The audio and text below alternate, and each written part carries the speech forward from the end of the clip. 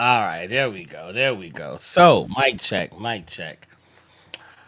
I remember back in the day when I was just a little niggero, I looked up to my bigger bro, begged if I could kick it. So when he went out with girls, I would go tagging along, nagging if she had a sis, maybe could mac a baby hood rat. Y'all remember way back when it was 1985, all the way live. I think I was about 10. Boom, classic Ahmad. Hello, America. Hello, world. Hello, you. It is your new best friend, Cashmere, California. And this is the Pod is Good podcast, aka the notorious PIG, episode 61. Pod is good. And all the time, if you know, you know. If you don't, keep listening. You will find out today. We're going to have a very interesting conversation, a very suspenseful conversation, a conversation about a call that a lot of us have pondered and wondered what it's like to take a distress call. What is it like to hear somebody on the other side of the line needing help and you are the only one that can potentially get them that help? What does that feel like? What is that moment like? My guest today is going to talk about exactly that and tell us about the worst call that she ever took as a dispatcher. Let's get it going.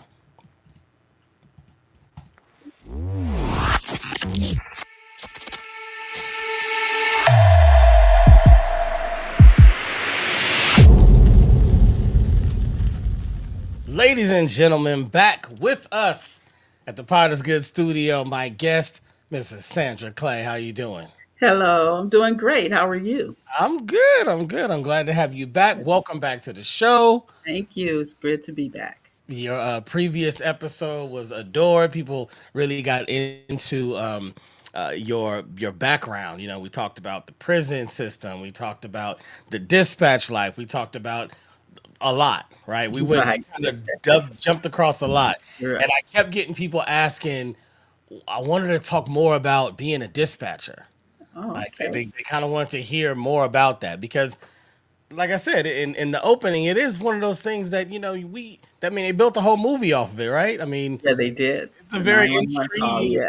yeah, the 911 call. It's a very intriguing job that you did. How many years you do it again?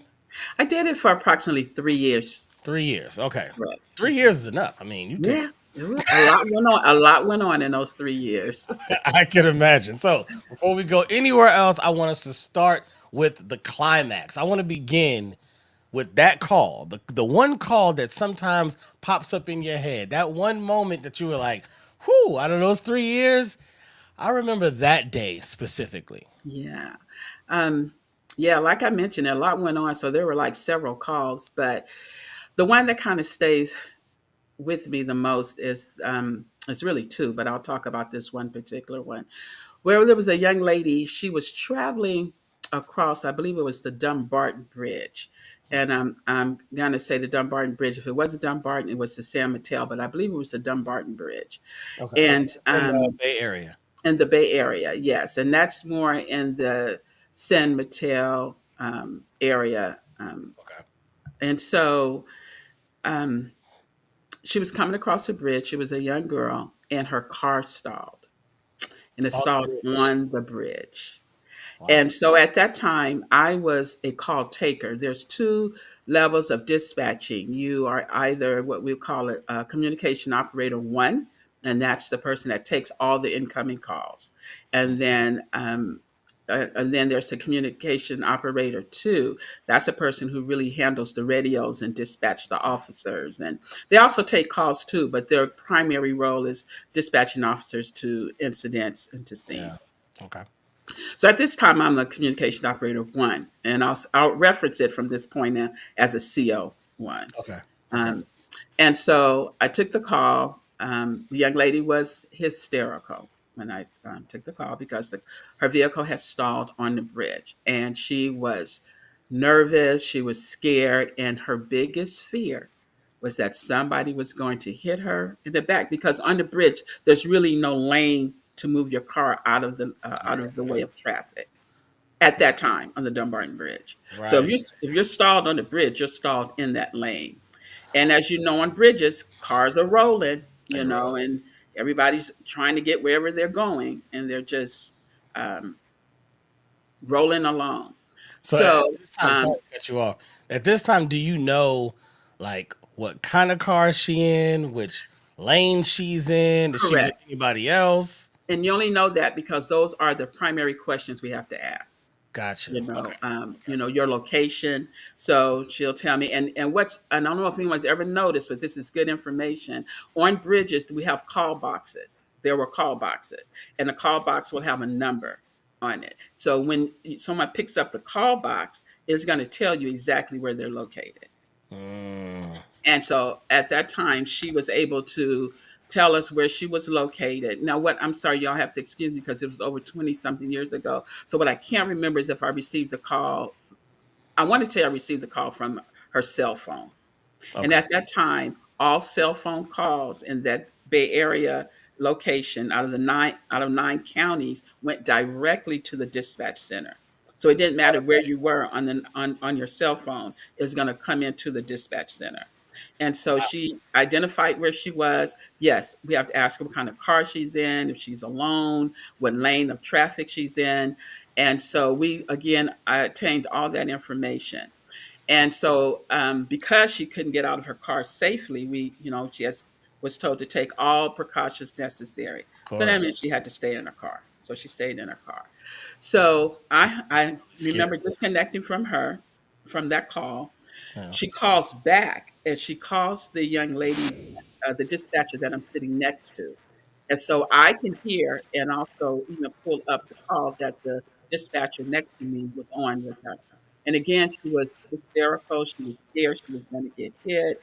Meanwhile, I'm sending messages to our to the assistant dispatchers who are rolling out officers on the bridge. There's a bridge tow service Yeah. that comes out immediately. And so we're getting all the key players rolling towards her to her. Wow. Meanwhile, she's on the phone again, hysterical. She's being assured help is on the way. So she's And quick disconnected. question. I know I've seen like when they're in police chases or there's like some kind of issue on the freeway and you'll see the CHP, doing this kind of trying to slow. Red robins. That's what it's called, Red Robin. Well, round robins. Round But Robin. usually when there's something of that nature, they are in the process of picking up debris out of the freeway. I never You knew what know. that was. Yes, So that's on a slowing. bridge, someone that's on a bridge that's stuck like that, because there is like a smaller point of entry. Would they just shut the bridge down? Now one of the things they will do is, like you said, they can slow traffic down Hmm. because they know that the tow truck is going to assist the caller, Right, right. the disabled vehicle.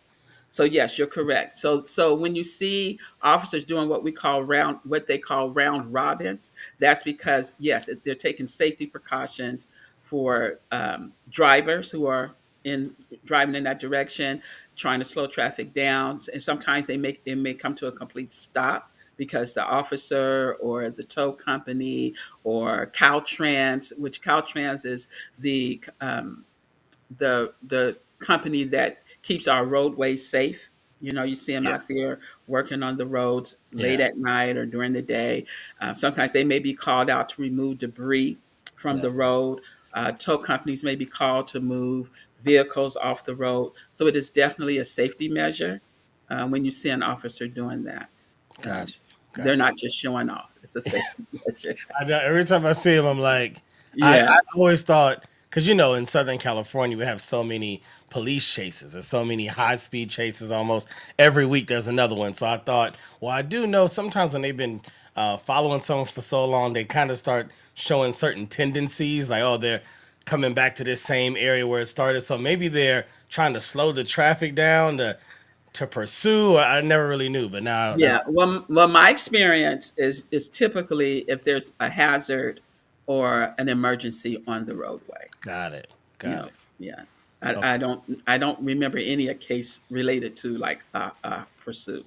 gotcha. Yes. So now this is her second time calling So back. she calls back a She's second time and she's hysterical. You hysterical. can hear her from the next booth.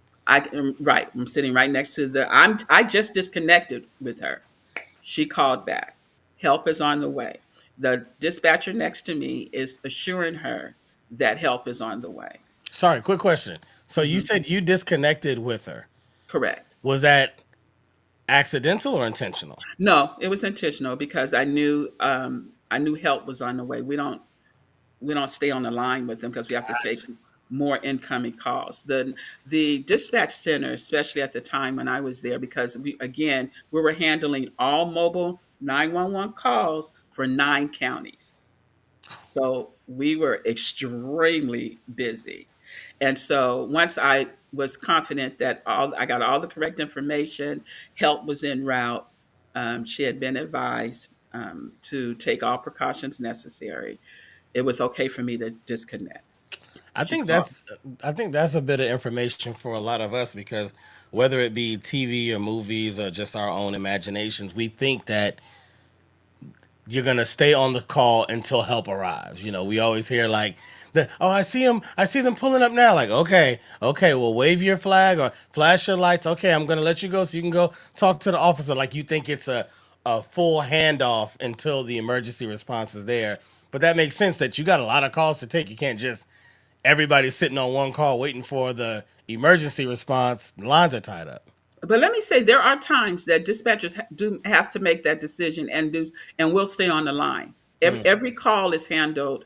We have there's the baseline of protocol and procedures that we have to follow, and we make sure we do. But however, you do have the liberty as a dispatcher that if I need to stick with this caller just a little bit longer to mm, ensure that this is happening. For example, if it's a child, I'm not going to disconnect from a child. I'm going to stay on the line with the child. And we've that actually makes had calls of that nature as well. that makes sense. That But makes for me, at that time, I felt okay with disconnecting because I knew help was coming. gotcha. Um, and so she calls back, and the dispatcher next to me gets the call, Yeah, and I could hear her through the phone. She's again hysterical. yeah. So now, I'm alert. And what I loved about the dispatch center when there was an emergency that was of high, uh, I'll call a high nature, um, everybody band together. I mean, you were not left to handle it on your own. There was teamwork. We worked as a Got it. team. Got She it. was again hysterical. So the dispatcher calmed her down, talked her through it, told her how close the tow company and the officers were, gave her some comforting information. She hangs up, and then there's a third call, but it's not the call, it's not the disabled vehicle, it's not the driver of the Hmm. disabled vehicle. It's a third party, And and they oh, sorry. Before you get to that, you said when there's a call of like a high intensity or high stress nature that you guys kind of band together. correct. Can so how many people can hear other calls? Like how do you all get that information? So it's not that they can hear it, but the computer system, which it was called CAD, Computer Aid Dispatch Okay. System. Okay. Um, you could pull the incident up, and Uh, so there may be various roles that a, a dispatcher can contribute to the call and to help. For example, um, the call may have been pulled up, and one person called the tow company. hmm. There was a dispatcher that specifically got in touch with the bridge with Caltrans to get the tow company out there. While the dispatch or this I'm sorry, the communication operator too is the one who she's the one or he's the one that works the radio. They're the one that dispatched the officer out. Got it. So everyone might be looking at this one log, and there's various roles that people Hey, that we everybody plays. Okay. play. Okay. My Hmm. apologies. Okay. Sorry. That's okay. No. And so we get the third call. Hmm. And on the third call, they're calling to report that the vehicle had been hit. And the worst nightmare of it all, of the call, was she was killed. Mm. So we myself and the dispatcher who was sitting next to me, we both just we froze. I Yeah, mean, we just like sat there. We were just in total shock because it was literally she had hung up from her, and the next call in that it was reporting that the vehicle had been hit. that's And tragic. so the officers pulled up. I mean, like immediately thereafter, tow company pulled up immediately thereafter. So it was just a matter of seconds. Um, And and so, how much time, if you recall, I know this is a while ago, but how much time had elapsed from the first call that you received to that third call with the bad news? it took a minute, maybe about 7 to 10 minutes. I really Wow. can't say with the utmost confidence that oh yeah it was like 7 minutes, Yeah, but yeah. it was maybe But like seven. less than 10, less than 20 minutes, Yeah, definitely. oh, it was definitely less than 2. Now that part I know is less than Yeah, 20. yeah. It was less than 20 for sure. Oh my It gosh. was for sure. That's a I mean, that's a good PSA for the rest of us because Mm. that can happen to anyone, It can right? happen anywhere. And the Anyone's reason why it stays with me because whenever I go across the bridge, I think about that. And yeah, I'm very, I'm looking around, I'm seeing what the flow of traffic is like. I'm seeing are there emergency lanes on this bridge? Um, yeah, just I'm watching other drivers, how they're driving. And so it's something that just kind of resonates, just stay with you. yeah, And that was particularly one call, one of the many. There were yeah. several other calls that I experienced. I had Man, a lot of learning experiences. we all have seen people, stopped on the side of the road. Probably people that are watching this, they've been stopped on the road, and you definitely have a heightened sense of urgency. You With do. other cars passing by you, especially if you didn't get the opportunity to get onto the shoulder, or if there isn't a shoulder. But to hear that, I can't say that I've ever thought that might happen. And so I know for you, I could imagine, or anybody that knew, I could understand that level of PTSD later because Right, right, you know the right. worst thing that could happen in this situation. Correct, correct. And I will always say also just for PSA for women, if you're ever in a situation in your car and you're by yourself, make sure you stress that you are alone. Be Hmm. not that your call is that piece of information is helpful. I'll just put it to you like that. Yeah. Not that all calls aren't regarded as priority and important, but Right. when you a single female on the side of the road by yourself, Yeah. uh, they tend to move, a little bit quicker. Makes sense. I mean, So that's real important to know. like you And were saying, even if it was like a kid, oh, definitely, you're gonna move a little with different when it's a children. child. Yes, yes, yes, yes. Again, the call boxes are important to know where they are when you're driving along the highway and the freeways. Yeah. Just look to see if you see one. Like, okay, location makes a big difference. I've Hmm. had calls where callers didn't know where they were, and we had to really um, put our heads together, try to figure out where a caller was calling from.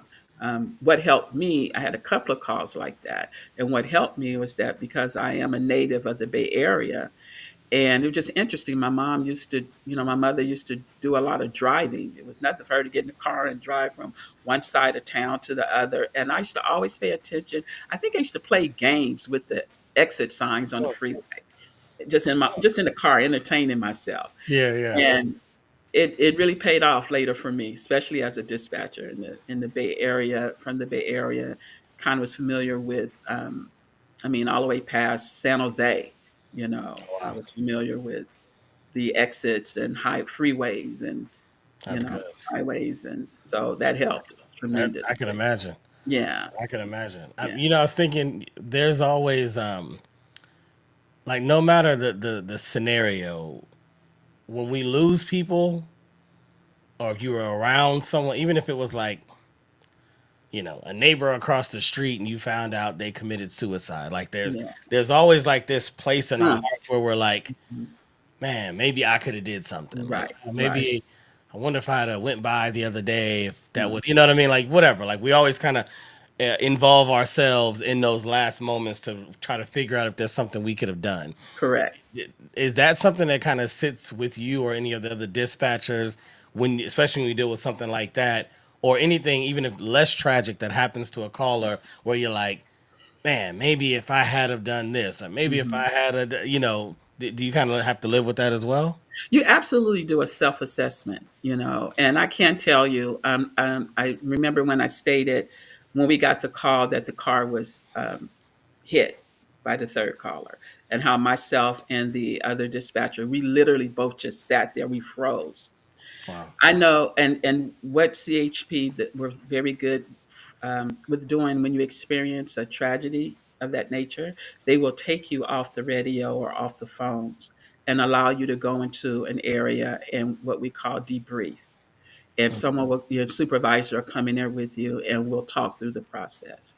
And what we did, I can tell you, one of the first things that we did was we traced our steps back.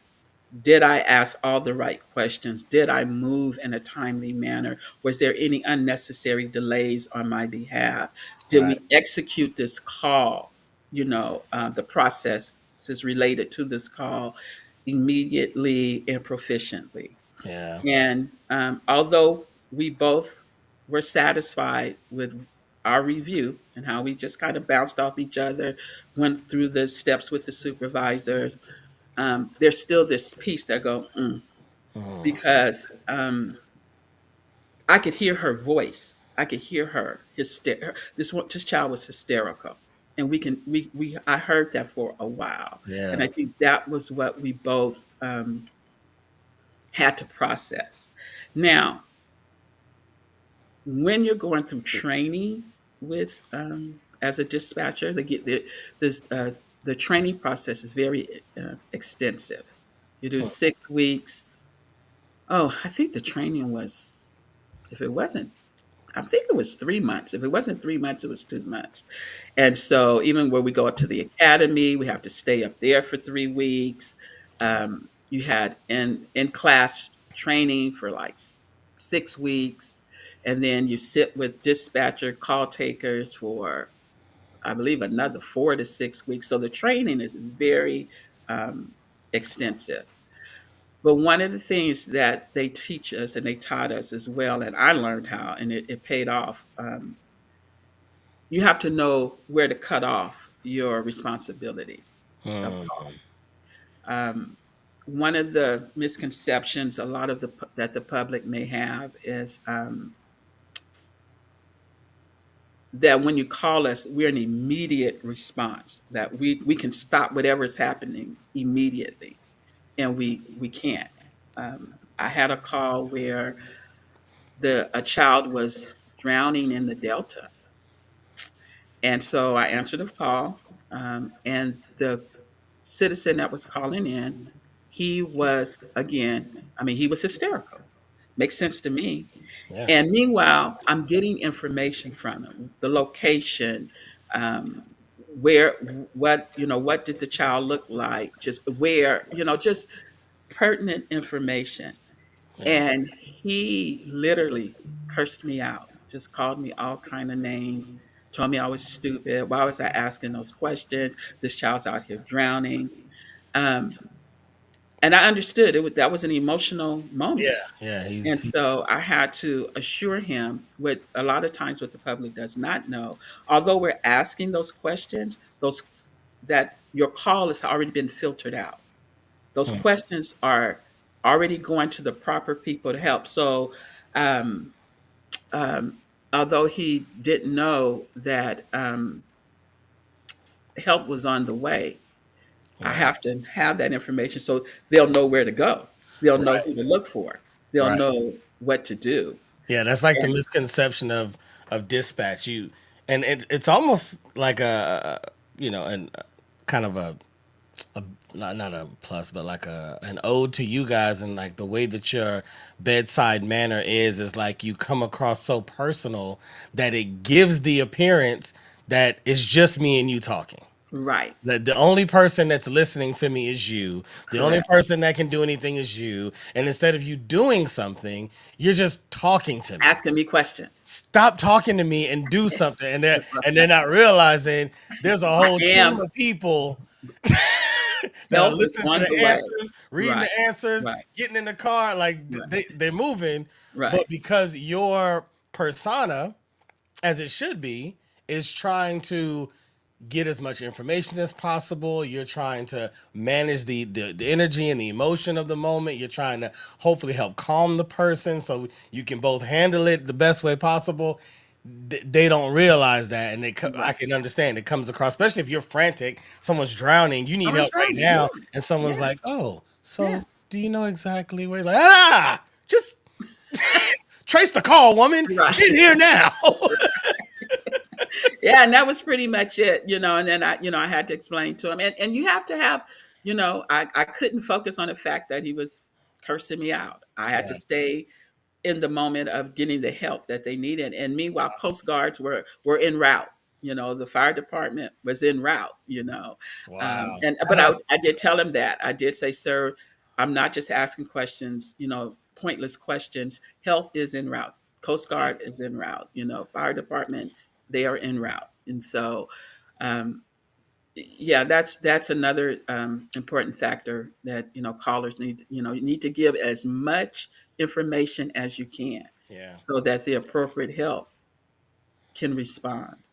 And though you're saying the training was very extensive, and it sounds like it was, do you feel like you're ever fully equipped, or did you ever feel like you were fully equipped for any of those, like the big moments, those getting called out your name as a beautiful black woman and somebody telling you you're dumb and you're stupid? It's like, and trying to keep it, or the frantic lady on the phone and you know where she's at and having to deal with that. Like, did it, or did the moment train you for the moment while you were in it? I think part of it's personality. I Uh, think part of it is personality. I don't think you can ever be fully trained yeah, for the worst cause ever, but I will admit, your instinct will kick in, and your knowledge of what you've learned will kick in, and that's also what I was referencing when I was saying the team. People pull yeah, in and start, working with you as a team. yeah. You're not. They don't leave you to handle this by yourself. I mean, teamwork really. This dispatcher and this dispatcher might not like each other, and they may not get along. But when that emergency happens, Oh, yeah. everybody is like is on one page. All of the little petty stuff is moved to the side, and Goes we're out. like, we got to work together to serve our community. And Yeah, so that was very comforting to know that you were never left to just handle a call by yourself, yeah, yeah. No, that no, sounds like no it's matter what. Yeah. very, very important. Do you guys have any type of counseling after situations like that? Um, so for me, in per se, no, but I do know a couple of circumstances when officers lost their life in the line of duty, Mm, and there were dispatchers that were very close to, because you build a rapport with with the officers. You do become like a family, right. and even with some of the local agencies. I do remember a couple of officers lose, unfortunately being killed in the line of duty, and there were dispatchers that they had to go and they had to have counseling. Yes, Jeez. it is offered. They Jeez. removed them for the radio. And does that is it, because I know like with cops they have um like mandatory time that they have to take when there's like, if they had to kill somebody or something like that in the line of duty, it's like there's mandatory steps afterwards. Or is it, for dispatchers, is it treated like there is some kind of like particular steps, or is it just case by case, depends on what that person needs? It's case. I believe it's more so case by case with that person what that person needs. Gotcha. Like I said, some people, and then a lot of dispatchers were related to officers, and Mm, so I don't recall anyone actually losing a relative, but I do know some dispatchers were very close to um, officers, a couple of officers that lost their lives. And they've even had like the group counseling where they'll bring somebody in, and if you wanted to go in as a group, you could, or individual. There's some that needed to take extra days off, and they had extra days off. You wow. know, yeah, That, they work together really well. that first man, that first call, I just keep thinking about how like this is a person who never knew you, Right, but you'll know her for the rest of your life. correct, correct. And she That's was a young lady. I mean, like a young adult, like in her early, late teens, early 20s. You know, Yeah, she was young. She was very young. and And so, then so mhm. oh, go ahead. um, and I remember I mean, this was like in the early 80s. A cousin of mine, one of her really, really good friends, lived in the San Mateo area, and she was going to college at UC Berkeley. Hmm. And she was leaving her home, coming across I believe it was the San Mateo Bridge, and she got hit and she was killed instantly. Mm, So when that incident happened, it made me think about mm. my cousin's friend, and I knew her. I knew the friend of my cousin as well. Knew her quite well, and so it made me just think about that. So it was like, wow, I just have a real heightened concern when I drive across Yeah, the bridge. any bridge. Yeah, I can It can imagine. happen anywhere. It's not just the Right, bridge, but in this but of case, course, the bridge. there's Right, gonna be a strong right, connection right, to the right. bridge. And for anybody that's watching or listening, San Mateo is near Oakland, Correct. California. It's kind of in that range. So if you kind of Yes. geographically wanted to understand where we're talking about, you're looking at near Oakland, California, San Francisco Bay Area, Right. one of the bridges near the bay. Yeah. It's in between Oakland and San Jose Right. area, if you're Yeah. familiar with it. Whew. Whoa. Okay. Well, Um, the Bay Area we have several bridges. we got a lot of A lot bridges. of bridges. So A lot of yeah, bridges. it's a lot of bridges. And speaking of Oakland, oh my goodness, Oakland, what's going on in Oakland? I don't What know. is going on with that I city? don't know. I don't know. It's I just mean, a lot. Yeah. Yeah.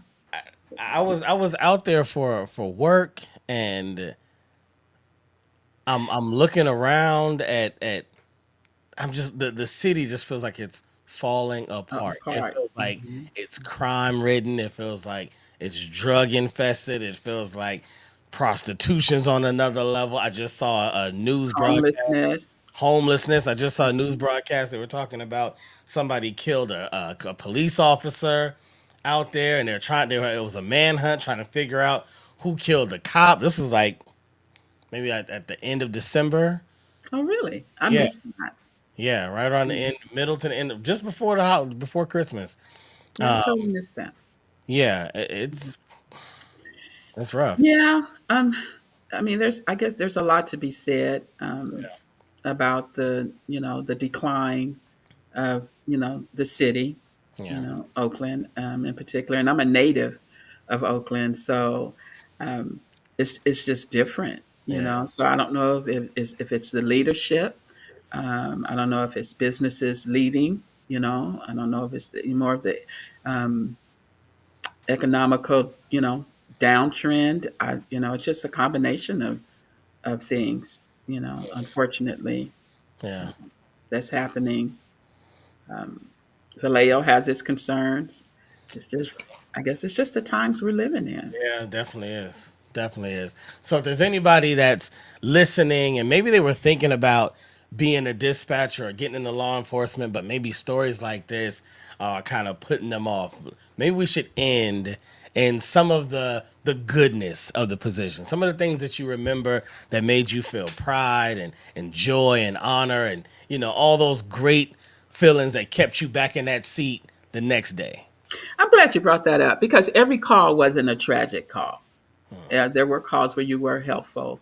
You were helping people, especially with CHP. We get a majority of the calls were, calls that somebody may have ran out of gas or Mm, disabled vehicle, got a flat tire, you know, fender benders. Every call wasn't a tragic call.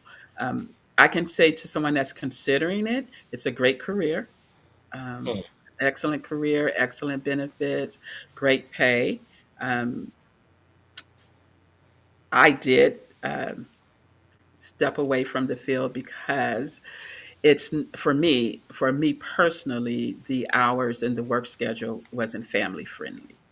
And mm, that makes sense because you have to man the calls, you have to man the radios because our officers are serving the public and they are our priority. So somebody's got to be at that radio taking these calls, and yeah, then we're serving the public. So somebody's got to be ready to answer the calls. that's true. Of Um, if my children were older, I had to make a choice, family or this particular career. course. For me, it was family. But for someone that may not have that concern, it is a very good career. Um, Great pay, great benefits. Um, and you do walk away feeling like I've done something productive today, Yeah. serving the community. And would you say that, if you're working at a place where it's busy all day, we say like, hey, being busy makes the day go by Oh, fast. Would- guaranteed. So, That was you, absolutely so you the would best say, part. so you would suggest someone go to an area where you're gonna get a lot of calls, a lot of traffic. Don't maybe not way out in the middle of nowhere and you taking 2 or 3 calls a day. Never bored. Get the You're volume never up. bored. You're never bored. Yeah, Well, the way the CHP dispatch centers are set up, um, there's one location that might handle, like for example, the Golden Gate Center is the dispatch center I worked for. We handled 9 counties. So we handled. So therefore, it was Santa Clara County, Alameda County, Contra Costa, San Francisco, Solano. yeah, Just Marin, Napa. We handled 9 counties. So our center was always, busy because we took hundreds of thousands of calls per month. wow, But since I'm no longer there, I believe the routing system for 911 calls from your cell phones are different. At the time when I was there, anyone that used their cell phone to call 911, it came to through CHP, and right, then we had to filter it out to the appropriate agency. right. Now Now every I call think is from. they've rewired the Yeah, system. I was about to say because I mean now every call is from a cell phone, so Right. So yeah, now I think they have it now where if you're calling from your house, it yeah. may go to your local police department or the sheriff. Mm, But prior to that, if you called from your house, it came to the dispatch center. gotcha. Yeah. That makes sense. In the chat, my man Eric asks, "How does real life compare to the 911 TV show?" Woo. Gee, Eric, I've only watched a few of the 911 calls. I mean the TV show, and I'm guessing you're talking about the one with Angela Bassett, Yeah, yeah. 911 call. Or even Um, if there was also the one we were talking about earlier with Halle Berry. I think they're pretty close. They're pretty close. So I do remember when I stated, if it's a child, the dispatcher is going to stay on the line with the child. Yeah, Now, of course, I didn't watch that movie specifically because it involved a child, and yeah, I was a 911 dispatcher. But we have had calls where we've had to stay on the line. We had a child that her mom went to a party and left her in the car, and she called 911, and she was maybe about 4 or 5, and this was in the midnight hours. And so the she had a dispatcher, phone. her mom left the phone in the car, and the child knew Man, was let me smart hear. enough to call 911. And the dispatcher and the teen literally stayed on the phone with her for about 5 or 6 hours. Would Wow. not hang. And fortunate the phone didn't die. Yeah. That was amazing. That was God. But to answer Eric's question, I can answer in terms of the 911 calls and the way the dispatchers would handle the calls. I would say it's pretty close to what really happens. It's pretty close. Where you do, I remember a couple of scenes of the scenes where um, I can't remember the call dispatcher's name in the show, but she stayed on the phone and was asking pertinent questions and trying to pin down the location and was dispatched a call, and then some of her intuition kicked in to help contribute to the caller getting help. That's very true. That's very true. Yes. Wow. And then you just said something that was interesting about you guys ask to get certain pertinent information so you can figure out kind of where they are and how you can help and dispatch the right services. But in this situation that you were just talking about with the little 4 or 5 year old that called from the car, you said they were on the phone with her for hours. What, did no one go to assist because they couldn't figure out where she was? Exactly. They didn't know where she was. So what Wow. ended up happening, and they couldn't instruct her to get out of the car because it was nighttime. Yeah, And they yeah, can't tell a child to get out of a car at night, don't know where she is, if something happened to her, right? So they stayed on the phone with her to comfort her, to assure that she wasn't alone, that she was going to be okay. And so the sun began to rise. This morning time was dawning. It was coming, right? oh my goodness. And yeah, it was that long. So I think the call might have came in around 2 or 3 in the morning. And this was another example of teamwork. Everybody chimed in. When I say everybody, meaning the whole floor, the dispatchers. And so, as the sun began to rise and light was beginning to shine, the sun Yeah. was beginning to shine. The dispatcher asked her to look out her window and said, "Do you see any cars around you?" And the baby said, "Yes." She see a car. She said, "Can you give me the letters and the numbers that's on the car that's Mm. around you?" And she was able to call out a license plate. And so they ran the license plate, and that's how they found out where she was where Wow. that car was located. That's how they found her. Wow. Oh my Isn't goodness. that, and that was another one that really that one pulled on everybody's heart.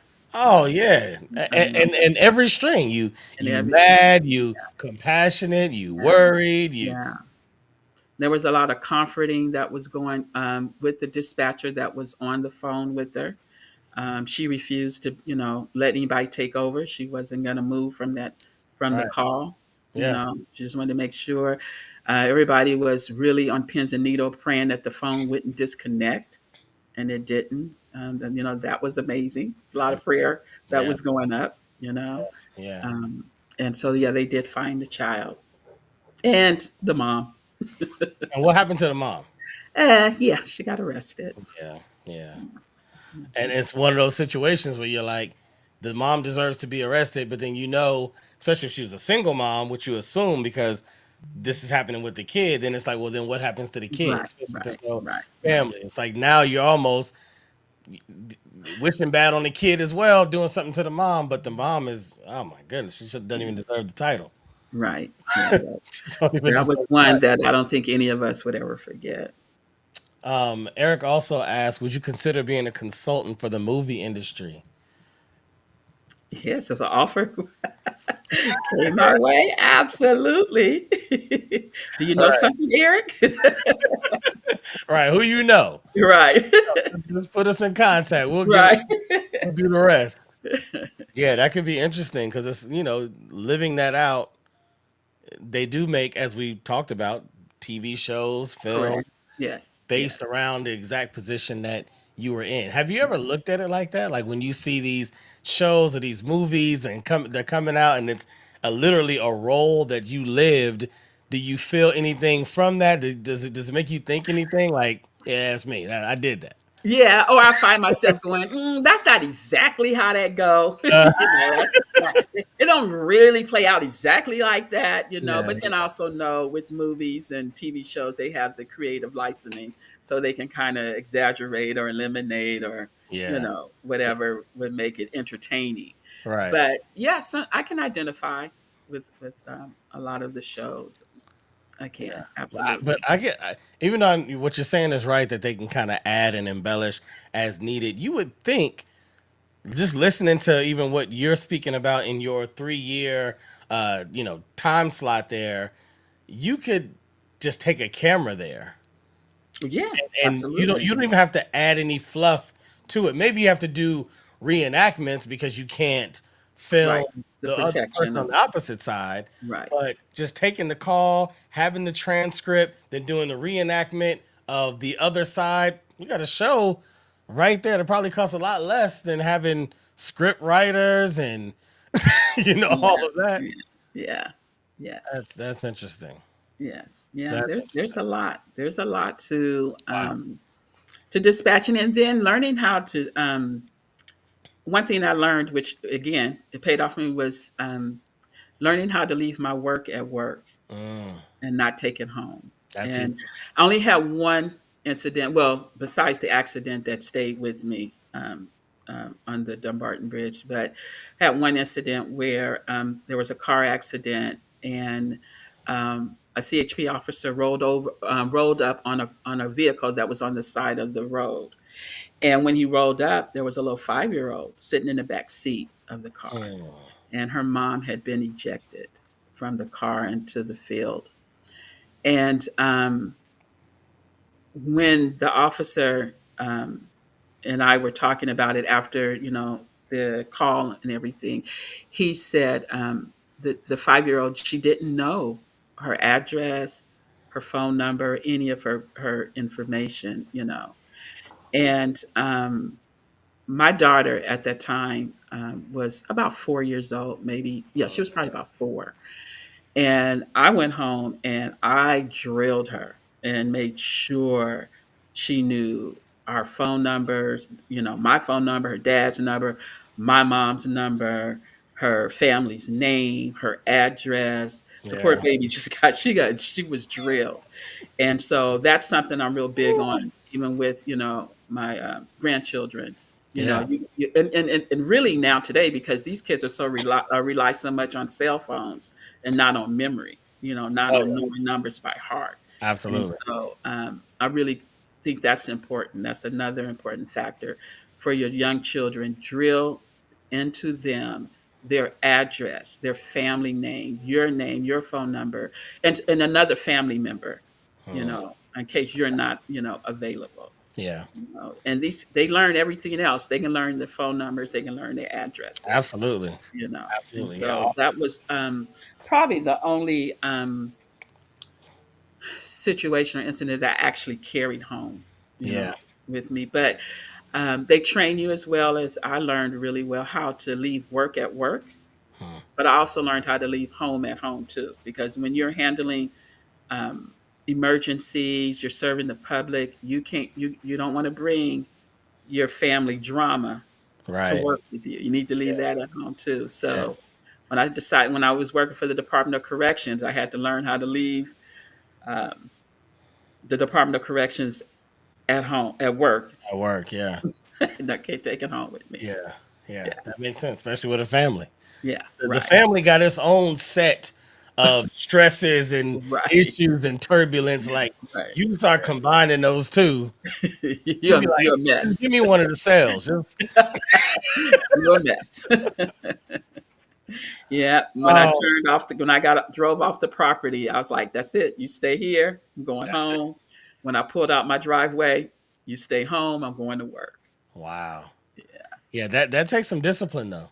Right. Like you said, a lot of it is based on the personality. I'm pretty sure some people have more trouble with that than others. Yes. Yes. Have a Yeah, lot more you trouble with do. Yeah. That's why a lot of people go home and um, this is not, to call anybody out, but some people go home and they might find alcohol to be it. their comfort or Right. whatever, choice they make. Yeah, Yeah. whatever vice. Yeah. Hmm. All right. Well, Mrs. Clay, thank you. My pleasure. As This always, I enjoy this is talking with you. And This has been another good one. I know yeah. everybody else listening, they enjoyed. Thank you, Eric, for being in the chat, chiming in. I see people watching on YouTube, on Facebook, on Twitch. So we appreciate it. Hopefully, everybody got their fair share today. Man, I knew this was going to be a good conversation, and it did not let me down at all. Thank you. Eric says thank you. He Thank appreciates you. it. Okay. All right, you know how All, it go. We're about to get out of here. So, pod is good all the time. and all the time. Pod is good. Thank you so much. I appreciate you. Love you. I'll talk to Love you you soon. much. Bye Bye. bye. Wow. Oh my goodness, ladies and gentlemen. That was one of those. That was one of those. I don't know about you, but I got chills a couple of times. I definitely got sad a couple of times because, oh my goodness, the one which the last one she talked about where they pulled up and the child is in the car and didn't even realize that the mom was ejected from the car and she's still in the car seat. Come on, man. Come on, man. If any of y'all got kids or nieces or nephews or just a little kid across the street that you know, that hit. That hit because we know, kids are they're oblivious most of the time. You know what I mean? They usually have someone that's handling things for them, that's taking them where they need to go, right? That's parenting in so many words. For that kid to just in an instant be alone, don't know who to call, don't know how to call, don't know where to go. That's gut wrenching. All right, y'all. That's it. Episode 61. Pod is good. I am your man, Cashmere, California. If you enjoyed the show, please follow, like, subscribe, share it, whatever you want to do. It's all free. I appreciate it. Mrs. Sandra Clay appreciates it. And I will catch y'all on the next one. Peace out.